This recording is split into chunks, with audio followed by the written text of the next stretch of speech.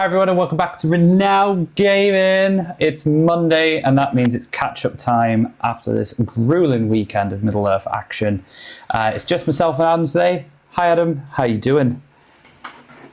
I'm good. Afternoon everyone. Good afternoon, evening and good night. So sadly we're not sure where Jordan is. He's kind of fallen off the face of the earth, but it's fine. I'm sure we'll find him. So we're just going to kick it off with, over in Switzerland, we have the Battle of Carur 8.0. So this must be the 8th time they've done it. So another in third place. We've got Men of the West in third place, but we've got two Usurpers of Radagast. So we've got Luca in second place. Let's check out what Luca was running. Is it going to be 9 Crabbe again? Not quite, but it's about, is it 5? Five. Oh. God, this Caribbean stuff, is there something we're missing? Like, is it just bird season? It's still a lot for 625, that, isn't it? It is still, even with they're the what, Caribbean. 20 points each, so it's 100 points have been spent there on just 5 Caribbean. And that's still tons of bodies as well, which is awesome. So, Luca, let's see what your first place comrade is playing. So last them. Same again. Say, is it going to be the same? 2, 1. Oh no, he's got 6. 6 Caribbean. How's he got? It shows he needed an extra. He needed an extra Caribbean just to get to first place. How's he got 52? Here we go. The first list had Wolf in it. The second list doesn't. But so he's gone for really cheap heroes. This guy. Nice. Oh no, he's there. Wolf. Oh no, Wolf isn't it? No, I'm wrong. Sorry, he was at the bottom. Right at the bottom, sneaking in. How's he got more? And more Caribbean? Wolf isn't mounted. I don't think. Aye, that's maybe that's it. That's where that last Caribbean came from. Nice. So well done to you last round, come first place with Usurpers of Radagast. Usurpers is a strong list as well. You can't knock it. It's got good troops, good heroes. Solid. All right, we have Maximilian Windelhouse in the United States who is playing Army of the White Hand. So we know there's going to be Saruman and there's going to be a Grima, and he's got not as many Caribbean, but he's still got 4. There's 52 models at 750 points. He's got like a bit of everything as well. He's got like Wild Men of Dunland, Dunland Horsemen, some Isengard Orcs. It's quite a good bit of everything. There's no Uruks. Oh no, there they are. They're hiding. So Uruks there, and just a few, isn't there, scattered around? Yeah, it's just some strength 4 dudes just to tie it up if you need it. So yeah, nice and solid. So we have I jump. I don't know how high I can jump. I probably can't jump far. So playing Rivendell, 750 points. It's the 2 big boys, Elrond and Glorfindel. That's so 4 knights, 9 warriors with bows, 4 with shields, and then 7 warriors with shields and spears, and then another 8 with. That's quite a lot of elves and 2 really solid heroes. It's 4 knights as well, but otherwise he doesn't have any other bows, does he? Oh no, 9 elf bows. 9 elf bows. There you go. Right, just underneath. I was going to say. So there's a good chunk there. So and there's lots of D6 in there. It's like 8, 15, 23. So 23 D6 troops that fight 5. Whoa. And he's got some knights as well. He's a low on knights, and he's only got the 3 will for the Rafford Brunans, plus the mega one he gets once he breaks. But yeah, it's all right. You just hope that they're just going to smash face, really. 2 Lords of the West in that. So hopefully, and then we have Is this my nemesis? Is this the top Army of Gundabad player? Ooh. Is that what that says? I think it might. Is this somebody I need to chase down? It is, isn't it? Oh, Adam, you've got a sort of Warg fan coming for you. So, yeah, got a tag on your back. That's it. So I don't know why he's got like a mix, but I'm just going to rock with it because he's got the highest rated Gundabad. So two Gundabad trolls, 12 Gundabad Orc warriors, a captain, Gundabad Orc captain, mercenaries, catapult troll. So I don't know what this is, but it's fine. It's so weird, isn't it? Yeah, it's like he brought 2 armies. He's like, I'm best already. I'm going to try and get this one next. So I don't know what he won with, but that's your target. The only player to win all three. That's it. That is only player as well. So Wagfan 502. You've got Adam Seven because Adam wants to be best Gundabad player. So, right. So we're going up a little bit further north into Canada. We have Light the Beacons, 800 points. So we've got quite a lot of like high rankers here in the old Canada in the OSBGL. So Steve Stokes playing Men of the West. Aragon, Gandalf, Guahia. Oh, it's nice he puts his rules there as well. That's quite tasty. So, Aragon on horse or not on horse with Guahia? What do you think, Adam? It'd be weird if he wasn't taken on horse. This is a list that we've seen since Ardacon. Since it did well there, we've now suddenly seen it pop up at loads of events, the Aragon Gandalf combination. It is horribly hard to deal with, and the Minas Tirith just get in the way and don't die. They don't. Bloody D7 shield wall troops. But we have next up, so well done Steve coming third place. Paul Chartrand with the Bjornins. Just nice and easy. Bayonne. Yeah, standard 700 list, isn't it, for them? That's it. It just divides so well. Or 800. 800, that's it. And then in first place, so Preston Rutherford, who's playing Grand Army himself. He went 3-0-1.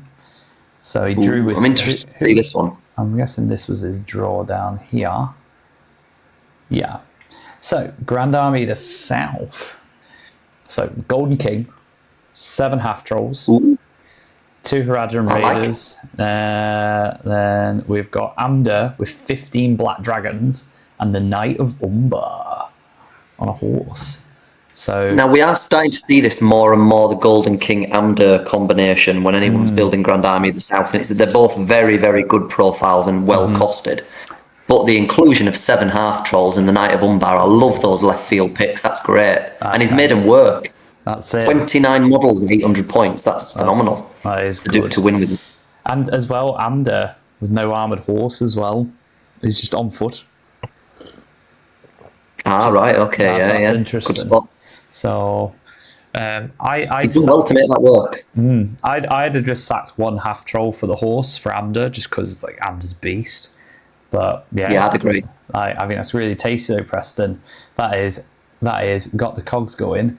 So we are going over to the UK, down to Farnborough, which is War of the Ring 40-player event. So everyone had to bring a good and an evil army, and no army must be more than 550 points. So Sam Whitlock was the highest 3-1. He brought Black Gates and the Oh, I love you already, Sam. I can see Army of Edoras. I love Army of Edoras. So Blackgate obviously got the Mouth of Sauron Chieftain, and we've got the Mordor Orc Taskmaster, and just Morannons. So 30 models at 550 with 2 solid heroes plus a Taskmaster is quite nice. D6 everywhere as well. That's it. And then for his good army, Edoras we've got Freylaf with 5 riders and 1 Weir Banner. Oh, it's all mounted as well. So we just went for the fast, lots of shooting, kind of a bit of kiting, some solid heroes. I love Freylaf and Hera. I have tried Haleth, but I've not had enough games with him where I was sold on him. Haleth hits hard, but the 2 of them have got the better combination, haven't they? Yeah, like they're so much cheaper as well. But I like this. It's nice to see. I'm going to give Haleth another go. I think when we get to higher points, I think I'd drop Hammer for Haleth. So Alec Drinkwater playing Kingdom Khazad-dûm, and obviously a fan favourite of Ugluk Scouts. So for the Khazad-dûm side, it was a king, a captain, and a captain, and 32 dwarves. 29 warriors. This is the problem with Khazad-dûm, isn't it? They're so cheap. Warlord.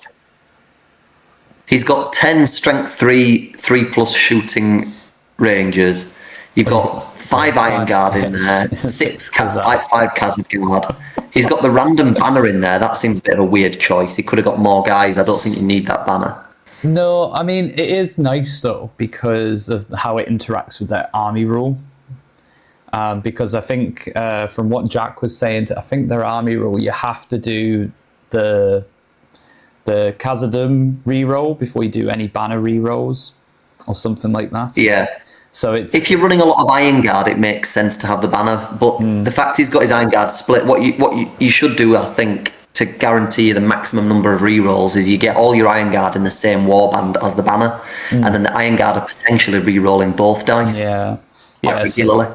So you could just put these warriors in with this captain over here, then, I guess, or just move the Iron Guard. Move your Iron Guard up. Yeah. And then for his... Well, he's done well with it, so he has, yeah. For his evil list, we had Ugluk Scouts, a favourite amongst the top tables. Tons of boars, 44 models. Yeah, it's just a good list all around. Like I think Ugluk and that. So we've got some good ones here. We've got Radagast Alliance and Moria, Tom McConnell.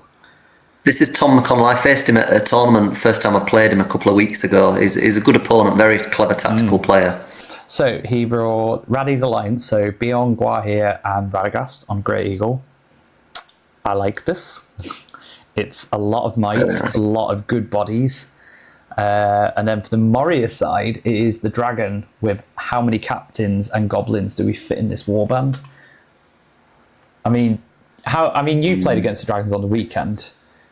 If it wasn't Maelstrom and you had to face them head on, how do you think it would have went? It's a dirty list. Dragons are... even one dragon is just disgusting to play against. That profile is far too cheap for how strong it is. If you face them in a fair fight and they get to pick the engagement and jump around a bit first and shoot some fire at you, there's not much of a counter to it. That's such a problem. So, but regardless, Tom McConnell taking the first place spot with 63 VPs over the 36 for the second place. That's incredible. As nice as an opponent as Tom is from the one game facing him, and it was a great tactical battle with him. I have noticed now, I've been looking at his list at tournaments, he's only taking pretty dirty lists. Tom, we love you, but, you know... Less dirty lists, he's on the spice. He is. He needs to get that spicy tube of Pringle. That's it. So, we have got the event that we went to on the weekend, which was, one does not simply walk in the hull. You're right, one runs away from hull. I'm joking. We love you really, Dom. Thanks for running the event. So, it was 1,000 points. I've never played 1,000 points before. It was great fun. So, I lost to my co-host in the last game because apparently a 5 dice chill solve doesn't work. But it was really good fun. Counting my blessings. That's it. It was really good fun. We really enjoyed it. So in third place, we have Depths of Moria. So Depths of Moria is always good, but even better when you get the Balrog and the Watcher with 62 goblins. I feel like this is probably the dirtiest list you can probably take at that points level, I think, because that Balrog Watcher combination is really horrible. I feel like if he had more prowlers, all these orc bows would be prowlers. Just a thought, Beth. If this list was to face a dragon list, the Watcher only has a single fate point, I believe. Ooh. If a dragon breathed fire into a Watcher, it's only D6, it'd wound it on a 3, just like it'll do with anything else with breathe fire. If they fail that fate, that Watcher's auto-killed, isn't it? Yes, because it doesn't have any rules to negate it. So it's not like the Balrog. Yeah, there's only a couple. Yeah, it's the Balrog and Sauron, I believe. So beware, players that plan on taking this dirty list. If you get matched up against somebody else with a horrible list with a dragon in it, you can just lose 200 points straight out the gate. Yeah, it is gross. But well done, David. So we're going to go into second place. There was a little controversy over who was going to be first. We're not quite sure who it was going to be, but it ended up being Jonathan. But we're going to go talk to Adam. And Adam, you're going to talk us through your list because you took a doozy of Army of the Great Eye, and you've been on Army of the Great Eye for a little bit now. So I'm gonna let you talk us through it and how well it did.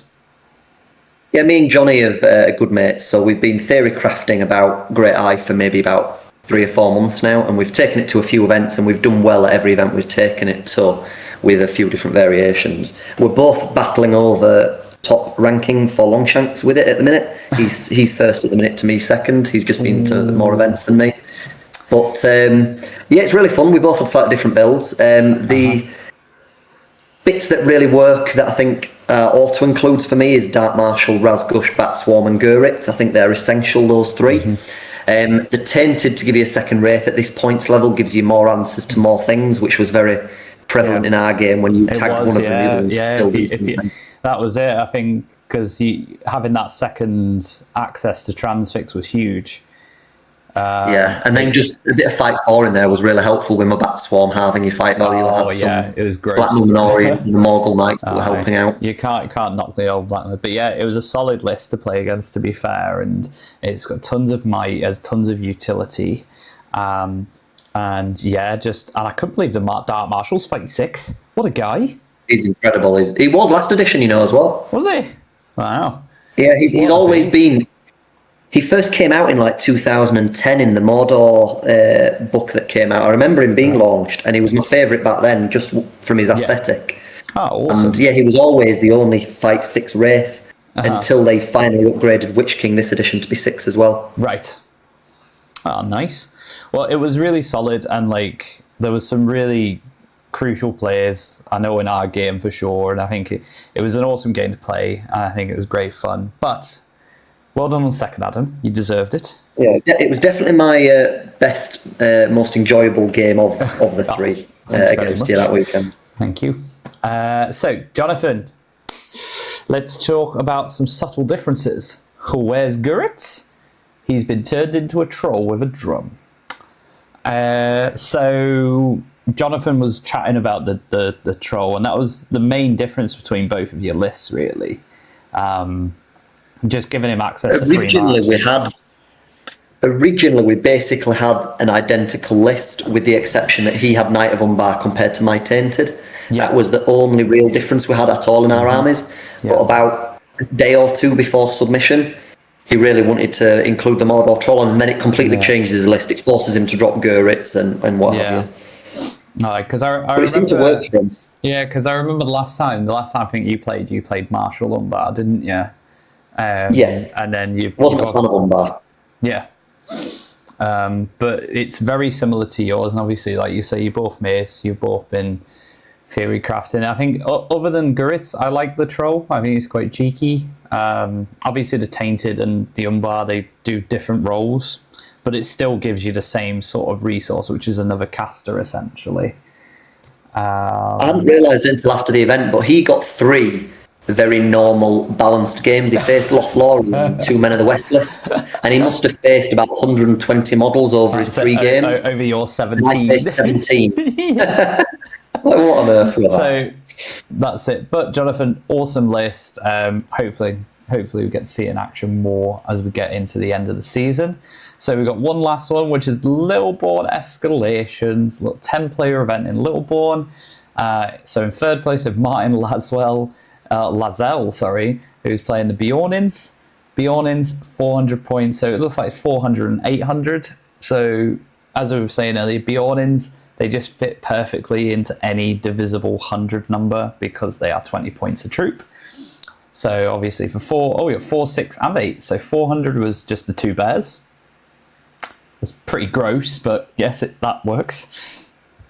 And then list 2, we had just more troops. List 3, more troops. Second place, we had Depths of Moria. And we're going to see how Marcus did. So we're going to see what he brought. So his first list was the Balrog. Oh, Marcus. Why the Balrog? Balrog and 10 goblins. It's like, the goblins is fine, but just the Balrog is such small points. But he kept that train going, and he didn't add the Watcher at least, so we've got to give him some credit. Because all he kept adding after that was a troll and some goblins and a captain, and then a shaman, and then and 2 more trolls at the end, just to sneak them in The there. fact he actually added trolls, credit to him for that at least. That's it. Yeah. And it's nice seeing some trolls. And then we have Mr. Phil in first place with the Grand Army of the South. Let's see what he brought for 400 points. He brought the Betrayer and then a Haradrim Chieftain, and then just tons of blow. Well, the Betrayer giving all those blowpipes, is it full rerolls to wound for a will point? Full rerolls, yeah. Ooh. Why do you think he's picked Mahud Warriors though, not Haradrimus?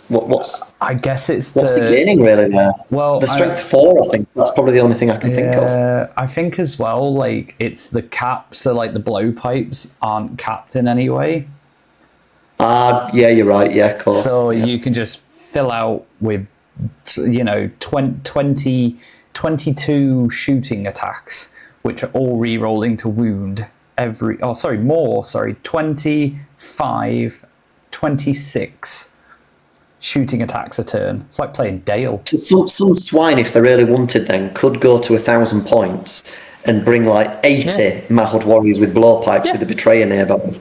That's it. That's all and you just need. blowpipe everything to death. And good luck getting past that gun line. I don't think anything. I'm don't think anyone to do that. I'm not encouraging that. I don't think I have the patience, to be honest with you.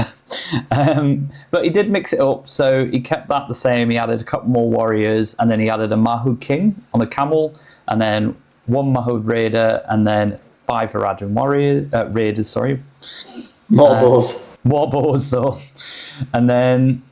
Oh, he's added Dalamir and some crossbows at the final bit. There we go. More shooting. More shooting. That's all we need. So, blowpipe mare coming at you quick. So, yeah, but well done to you, Phil, for coming first place with an obscene amount of shooting, but not going to knock it against you because you took This is something I am starting to notice, Beth. I don't know if you are the same, but because the scenarios now we've got since it's been expanded encourage a lot more movement. Yes. And people can't just sit back with a gun line like Dale and Rangers and Morpeth definitely not. The first 6 months. I'm now noticing there's a lot more emphasis and prevalence for lists with a lot of throwing weapons because you can still move full and shoot. They're generally on quite mobile troops as well. I'm seeing a lot more top tournament lists. Yeah. Heavily focus more on throwing weapons than shooting. Yeah. I think that's fair. I think there's quite a few that I've done as well where I've always tried to maximise as much as I can, especially on throwing weapons. If you have access to them, there's no reason to not take them. And like you said, why would you not? Yeah. The game is a lot more about mobility now, and it's just getting to that point where I think you need to think about that when you think, I could take 1 million shooting weapons, but really you should take like a few fast guys, or I think lists need to become a lot more, not diverse, but they need to be a lot more well-rounded instead of just emphasizing on one thing. Because like you said, Dale at the start of the edition, 2 to 3 wind lances, about 12 to 15 Esgaroth boars, and then like 20 dudes on top of that, and then you just get shot at, and you're like, oh great, that was an exciting game. Whereas now, play against that list, and you're like, cool, you've killed me, but I've got X, Y, and Z objectives, and you'll get 8 points, but I'm going to get 12. So, right, yeah, exactly. It's changed the game for the better. But I'm now noticing people building, these throwing weapons lists for sure. Talking about shooting, just before we do move on to these ones. Yes. I know we moved away from the tournament, but did you want to talk about how it was for you running your... sure. So with absolutely no shooting except a random throwing spear? Well, I thought there was a throwing spear because the Forsaken has a rule that says he re-rolls shooting attacks. So my brain was like, he's got a throwing spear. That makes sense. No, he doesn't. Sure. Let me just load it up quickly. So I took the Rise of the Necromancer. I took all the Nazgul. I thought, I'm going to take all the Nazgul. I decided to run this back when they announced the event because I thought, that's going to be fun. So let's have a look. So I took all of them. I thought the list was going to be absolute garbage because it is, everyone. Because it is. But at 1,000 points, it's not too bad because a lot of the troops I didn't realize had two-handed weapons. So when I was winning the fights, they were like cleaving troops left, right, centre. Because my first game was against Men of the West with Lyndon. It was his first event, I believe. Lovely guy. But I got really lucky in the first couple of turns, killed Gimli, I killed about 20 warriors of Minas Tirith and a captain, and then Aragorn was dethroned off his horse from a chill soul. But that was good fun. I think the thing I was actually quite surprised, and I know you've opted for this hero a lot, is the Keeper. I was really impressed with the Keeper. He was a good egg. He got lots of kills because he's a solid profile for his points. I think at 80 points with 3 might and 3 attacks with barely two-handed weapons, he's a good profile. He's in a very small group of profiles. I think there's 8 of them total, something like that have strength 5 and a +1 to wound with a two-handed burly.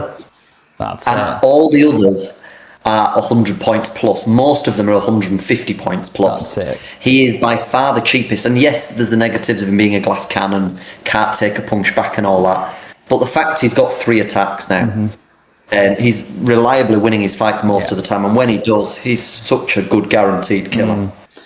The only thing I wish I had was a banner of some kinds. Like just even having, and I've said this a lot, is I feel like there's a lot of armies where they don't. I think you have as well. There's a lot of armies that could do so much better if they had a banner. Yeah, but the necromancer should just be a banner for the army. Definitely. Like, why on earth is that not just a special rule in there? It's the same for a lot of models. I think like Elendil should be a banner for Numenorians in the Numenor list. And things like that, like Azog for the Hunter Orcs and stuff, or don't even give them a banner, just have something count as a banner, because at least then in the missions where VPs count, it's not going to do anything. Even a bit like the Dark Marshal with his banner when he spends a will for it. It's called Rule Through Fear, and it's Rule Through Fear as in that he's not a banner that's inspiring his men. He's a banner they're so fearful of not performing in front of him that Azog will get the white wag to eat them if they don't perform. Like that's making them fight better. Yeah, definitely. I'd like to see something like that. Maybe in the future. We've got the FAQ coming up. You never know. So we've got 2 lists, two events on Tabletop Admiral, nice and quick ones. So we've got Old Forest New Enemies. So it's 800 points down in New Zealand. And for the standings, in 3rd place we had Kelly Gay, who was running Return of the King. Saw a lot of Return of the King on Saturday, didn't we? A lot of Return of the King in Men of the West. But 800 points got Aragorn, King of the Dead, Legolas, a Herald, and then looks like 5, 9, 18, 23 warriors is dead. I know that looks very, like not very a lot, low model count, but it's still Aragorn who has equivalently a bajillion might. It's still pretty good solid troops, and they're all D8 troops as well, which is the important thing. Would you take the Herald, or would you just take an extra, I think it's 6 guys you can probably fit in? I would take the 6 guys, because you got Aragorn. You don't need the Herald. I don't think so. I think you already have someone for the might, but you never know. It could just be one of those things where they just didn't have enough. I think you only get 24 warriors in the box. Maybe they only got 1 box. Maybe that's what it was. And then the last one was the Herald. So it is the cheapest army in the game, I think, to build, more or less. Or it's up there. So 2nd place we had Alex Wong, who was running Depths of Moria, 800 points. Balrog, Captain, Black Shield Shaman, just to mix those spells up a little bit, and then a regular Shaman. 12. What's the Black Shield Shaman got that the other one doesn't? Oh, let's have a look. I've seen people take the Black Shield Captains because they get D6 and they're a bit better for here you go. Fog of War. It has Tremor and Collapse Rocks. Ooh. So Tremor got a nice change in terms of the range. It's always going to be 4 inches away from the caster, but it does mean you've got to get that caster in range to make sure you get it off. But it's really nice because any cav models that are hit by it are automatically thrown off, which can be really, really tasty. And essentially, you're going to get 2 goes at casting it. You're going to channel once and get it off for definite, and then you've got 2 will to throw it at a 55% chance of getting a 5 plus. I mean, you might just even one dice it, to be fair. Like, if he's just there just to get like the 1 tremor off on the one time you need it, you know, and then you're like, cool, he's done his job. If I get another one, bonus. If not, no. That's the way I would see it. But yeah, I guess like with the 2 dice, you got a higher chance on getting a 5 plus. Well, 5 dice. You'd think. No, but solid list. 54 models. You've had nightmares about that, haven't you all? I am. Yeah, I've got PTSD already. I need to go to counselling. It's not good. So, and then first place we have another Return of the King. It looks very much the same, except there's a Rider of the Dead and there's also a banner. So two models less than the other one, yeah. It is, but you are getting a 14-inch moving model, technically a 19-inch if Aragorn marches and he can somehow end within 6 inches of him. But having the banner is quite nice because it's just when you're already such a low model count, you want to make sure your warriors are winning those fights. You want to make sure your heroes are winning those fights. You don't. What's this? So it's from Snatch. If you've ever seen Snatch, with old Boris the Blaze, like I always go for reliability. This is reliable, and I think that's what the banner just brings is just some more reliability to combat. So even though it's 2 less models, I think that's fine to take a banner over 2 less warriors. Especially, I think it's better than the 3rd place list, and he's done well with it, Philip. But I think both could have been optimised, taking that Herald out and getting more troops in. He had plenty of warband space for it, but again, it might be just dependent on what models they owned. And yeah, definitely. So that is Old Forest News. Well done to you, Philip, for winning. And our last one is that's the wrong one. Let's. I did have it loaded up. Here we go. We have. It's something going on in Hamburg. So I'm not trying to say that. I'll get laughed at. So it's something play day in Hamburg. There we go. So tag is play day. Adam is our German correspondent. Really, he understands everything that's on this screen. So we absolutely don't. So I'm wondering actually why they're talking about Lufthansa in the description at the top, because Lufthansa is the German aircraft company. I don't know. Maybe it's a place on a plane. So conference room of Lufthansa Sport. Maybe that's the venue that is being held at, like Lufthansa headquarters. That's it. So 3rd place with Yannick Adams with Depths of Moria. That seems to be the theme this week. Depths of Moria. I think that's what everyone thought. They were like, big points, bring out Depths of Moria. Now, I know that this list is very satisfying to look at. Mainly because of how... That's it. It looks perfect to me. 4, 4, 4. The only one it isn't is this pure captain, and I feel like he should be at the bottom. Just because. But I like it. It's... yes, it's the Balrog. Yes, it's Depths of Moria. It's a gross list to play against, but it's still appealing when players do this, where they just make everything nice and symmetrical. So well done. Big kudos to you, Yannick, regardless of whether you played Depths of Moria. 2nd place, we had Jasha B. It's like a rap artist name, isn't it? Jasha B. Yeah, it does sound like it. So, the Spider Queen. It's called... 2nd with this. Looks really good. So the Spider Queen, Bat Swarm, spiders. 4 bat swarms.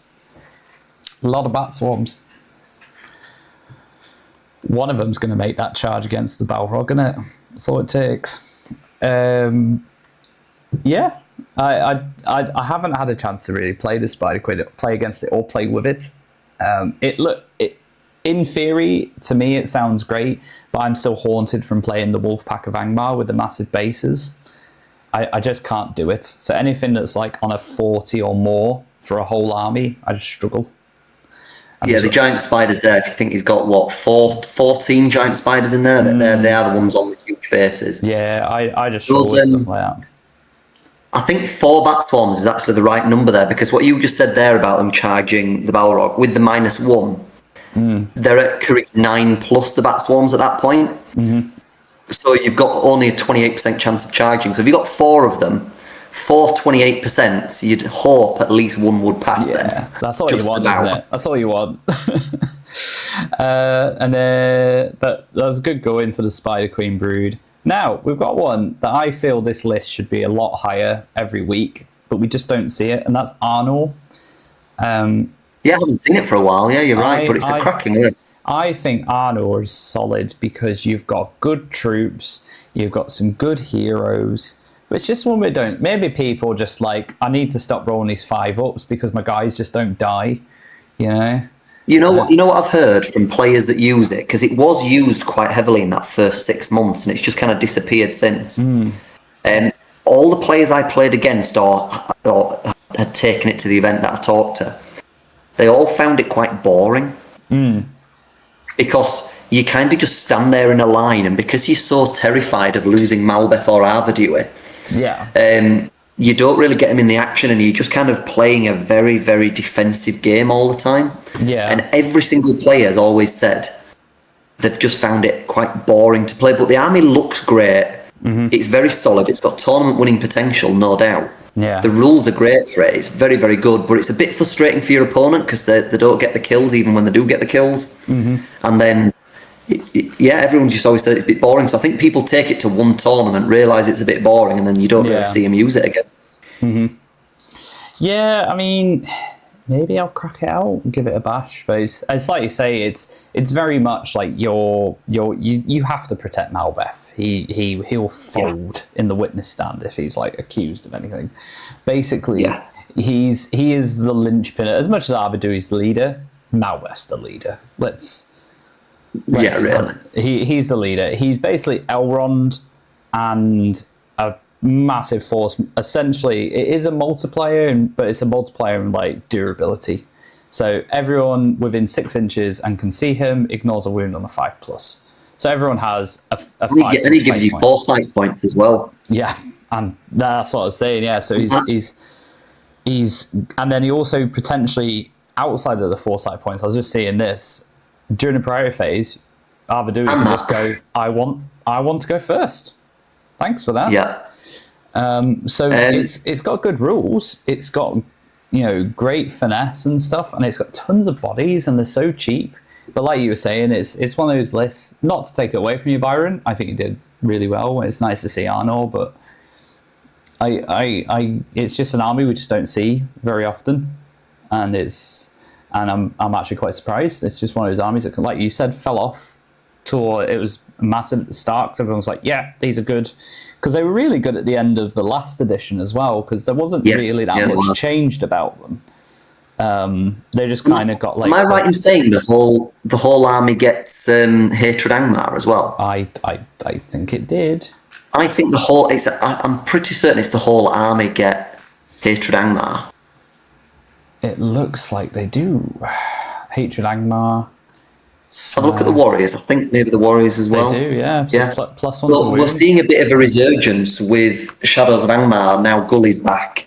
That list is appearing a lot. I'm expecting Host of the Witch King to be appearing a lot. Yeah. We've already got Wolfpack of Angmar, Birdie's Horde, and Khan done that get some play at tournaments. Yeah. So this could be a bit of a cheeky counter if you take to events, because that is proving a popular competitive pick is Angmar. That's it. Well, I might have to get crafting this week and we'll have a look. But first place, Byron, that's going to end it for the weekend. We didn't go through some of the smaller ones, mainly because they didn't have lists this week. And we're starting to avoid that because we don't want to just assume what they were playing, even though it's nice to see what was doing well. But I think that's everything. Before we go, Obviously, it is. I just want to give a shout out for anyone that is in the northeast and wants to come up. Is we've got the GBHL finale in December. There is a reserve list. There's also ProTech Games have got their event at the end of this month, which is 250 points, 5 rounds. I know it's not your favourite, Adam, but some people like it. And then we also have the GBHL 100 in January, which is going to be 650 points. So make sure to check out the links below. That will be in the Middlesbrough Gamers Club stuff. And you'll be able to see the events there. I know you'll be there, Adam, as far as I'm aware. I've got a ticket already. Yeah. You got a ticket already? Come along, guys, and say hi. That's it. I'm unsure what I'm doing. I have a suspicion that we're going to be hopefully streaming it, providing we get the internet to work in that bloody room, because it's an absolute menace. But yeah, other than that, I don't think there's any events planned. I know you're at the GBHL finale. Are you going to take the same list? We'll see. I'm between that and something else. If I do take this list, I'm going to be tweaking it a bit based on the weekend. I mean, look, and what I'm expecting. You've got to go after that top Gundabad spot. You can't be having this. Yeah, I can't take Gundabad to any more hundreds. It just doesn't. It's not competitive enough for it. Oh, damn it! There's always next year. Little plug before we go, if it's all right as well. Yeah, so yeah, you fill us in, Birdie. You fill us in. There we go. Referencing it straight away for me. Thank you. So I have my own YouTube channel as well, Birdie's World, and Spotify podcast, Birdie's World Tournament Log. But Birdie's World YouTube, I've just released a new video, a bit of a different style. If you're interested in history as well as strategy and tactics for the game, I've done a bit of a new style video that I'm interested for people to see and to get their opinions on and feedback if you like it going forwards. Very nice. Well, make sure to come check out Birdie's World, everyone. And I think other than that, that's us done for this week. We'll be back next Monday, hopefully when we find a Jordan. Don't know where he is. I think he might be working. Maybe he just couldn't get into the office today. I don't know. But yeah, hope he's all right. He's here at the minute. He'll be fine. And other than that, we'll catch you all later. I'll catch you next week, Birdie, for the same again. And make sure to go check out Adam's video on some cheeky history and tactics, because I've actually started doing some of them as well. Specifically the lines for like stopping cavalry and stuff like that. I found that quite useful. So make sure to check out those tactic videos. They are really good to watch. All right, I'll speak to you later, Adam. It's lovely chatting again as always, and we'll see you all next week. All right. Take care.